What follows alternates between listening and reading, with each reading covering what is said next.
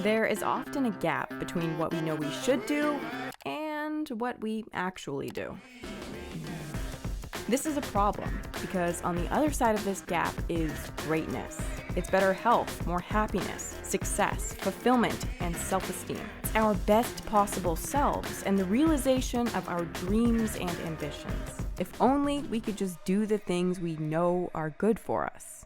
Pretty much my entire life, I've been asking myself the same question. Why don't I do what I know I should do? I've always struggled a lot with this. And as a lifelong self-help junkie, I was very familiar with the age-old advice to just suck it up, work harder, and double down. And so that's what I would do. I would double down, work harder, deepen the effort level. And to my surprise, this would work until I cracked yet again, dealing with my failure and the voice in my head that said, "You are the lowest form of life on earth.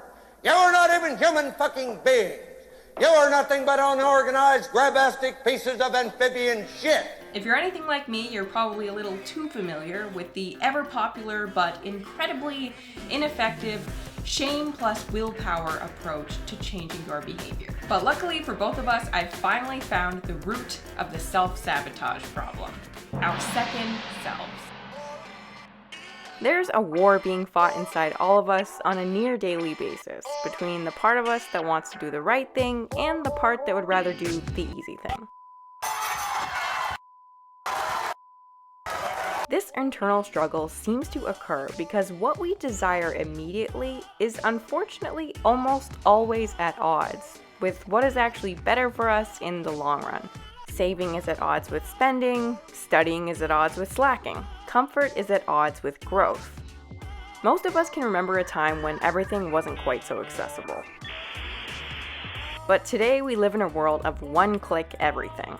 You can get whatever you want, whenever you want, which is mostly pretty great, except that whatever worthwhile goal you're working toward, at any moment, there exists any number of temptations toward instant gratification, all waiting to lure you off your path and away from your plans and best intentions. This video is sponsored by my guide. If you haven't gotten my guide to breaking bad habits and getting motivated with behavior change science yet, the link is in the description box. Now, logically, it's pretty clear that instant gratification and the path of least resistance are never the right choices. Yet in the moment, they feel so compelling. Now, choosing the path of instant gratification one time can be fun, even exhilarating, but making that choice over a lifetime can lead to regrets, ill health, and even addiction. This internal conflict between doing the wrong but more fun or easy thing and the right but more difficult or boring thing has to be one of the most human struggles of all time. And sometimes this conflict, the push and pull between should and want to, can feel so strong that it feels like you're being pulled in two opposite directions. Well, if you've ever felt like there's a battle going on inside yourself, that's because there is. It turns out that the mind is divided into separate parts that sometimes come into conflict with one another. There are two completely separate systems guiding our behavior, each with their own priorities, strengths, and weaknesses. And not only are these two systems different, but so different that they're often in complete opposition to each other, and they have to battle it out for supremacy to get their way.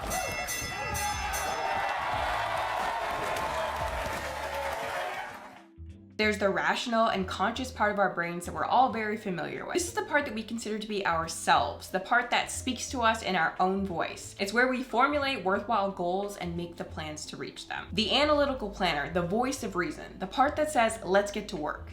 But there's another part of our brains as well.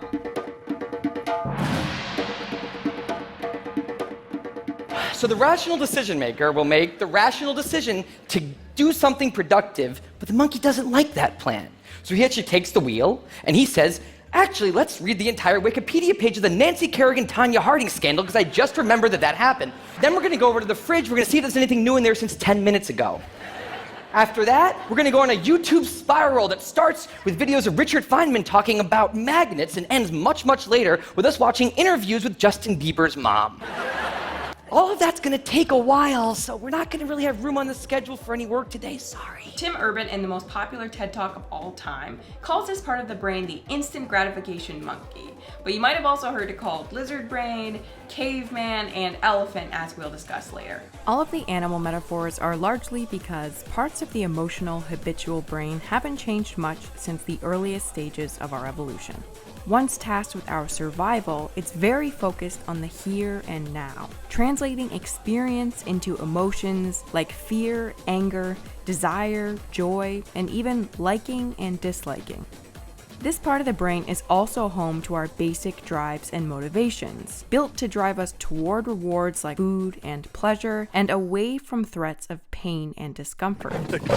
And one of the ways it does so is through its internal reward value system. Experiences and stimuli are assigned reward values in the brain based on learned experience. And the higher the reward value, the more motivated we'll be to engage in that behavior again. I'm sure you can see where I'm going with this and why having a second self stuck in 10,000 BC might be a problem in the modern world. And that's not all. When it comes to answering the question, why don't we do what we know we should do, there's another very important piece of the puzzle found in our second selves. This part of the brain is home to your habits. Its nature is reflexive and automatic. Once we've learned to do something through repetition and reward, this part of the brain will turn it into a habit so that we can do it automatically, allowing the behavior to be executed automatically and with no effort by the subconscious brain. As you can imagine, this combination of being automatic in nature combined with ancient priorities results in its fair share of issues. Although it allows us to do things effortlessly, once a pattern of behavior becomes a habit, it's very resistant to change. And at the same time, because it's oriented towards survival, it's highly tuned to rewards and short-term gain with little to no awareness of potential consequences. It strives for pleasure, reward, and safety while having very little tolerance for discomfort and pain. These things together mean that it's weak in the face of temptations, prone to craving, and can potentially lead us to repeat behaviors over and over again that are not very good for us. The reason these things are problematic and can even be painful are because as human beings, we've recently been endowed with reason and rationality through what we'll call the rational conscious brain. We look at the world's ills. One of the biggest sources of it is us failing to do the right thing when it's the harder thing to do, giving into temptation, giving into impulse, giving into emotional sort of immediacy. And the part of the brain that's most central to whether or not that happens is the frontal cortex.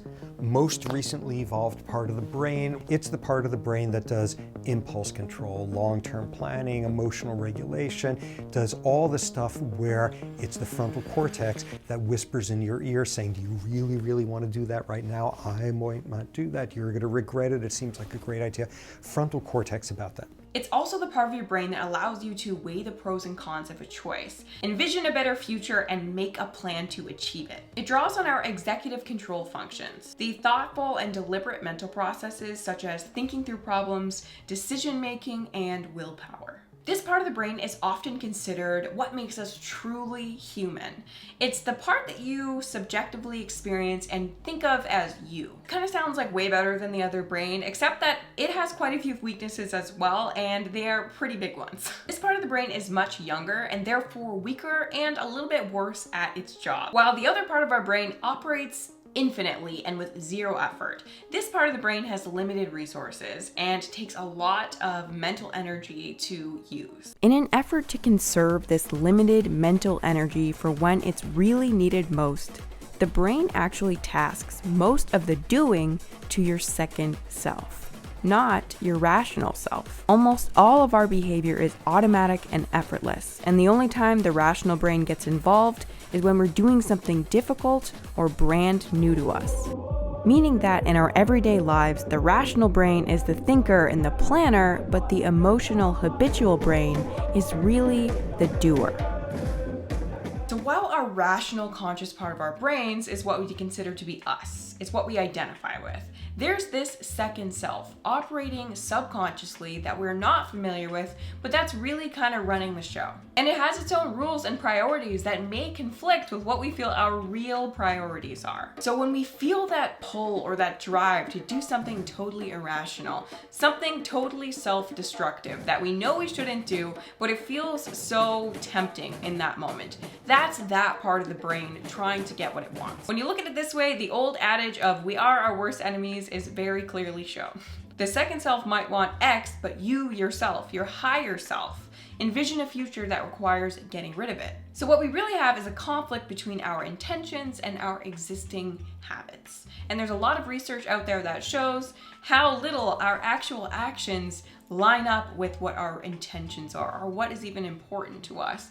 Most of our behaviors are simply occurring because they've occurred before. Also, to keep this video brief, I've vastly oversimplified what we're talking about here and really kind of lumped stuff together just for brevity's sake.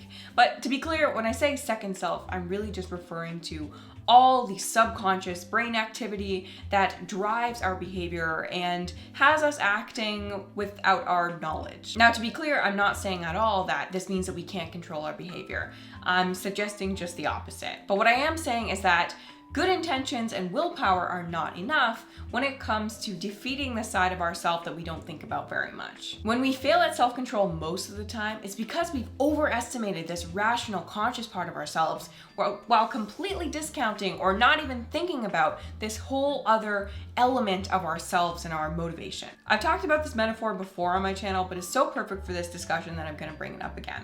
Dr. Jonathan Haidt refers to these two parts of the brain as the elephant and the rider. The elephant being the emotional, instinctual, and habitual part of ourselves, and the rider being the logical, rational part. So when we think back to willpower, and if we think about willpower as the rider trying to get the elephant to do something that it doesn't want to do. It's trying to control the elephant with sheer strength when the elephant's like pulling the other direction. We only need to take one look at an elephant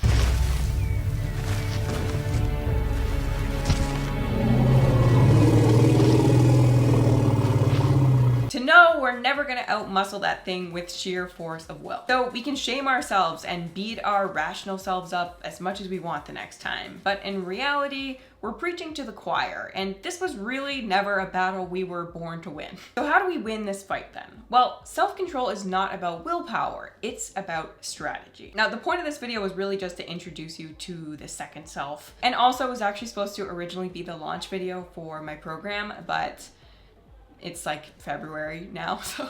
But I feel like it would be kind of whack if I didn't at least mention a little bit of what goes into self-control. Well, the first step, in my opinion, is learning that we do have this second side of ourselves that's pushing us in certain directions beneath our level of awareness.